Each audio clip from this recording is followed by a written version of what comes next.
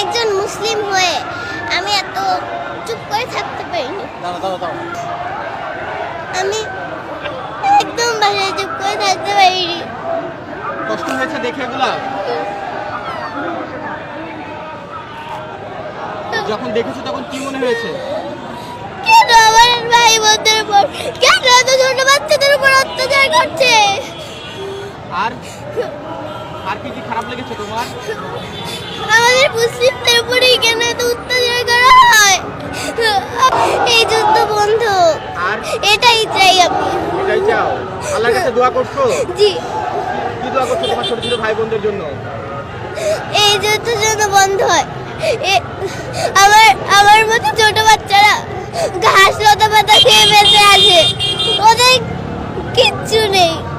ওদের আমরা কি সুন্দর করে ঈদ পালন করেছি, ওরা ঈদের দিনও গুলি খেয়েছে, ওরা ঈদের দিনও মৃত্যু হয়েছে ওদের।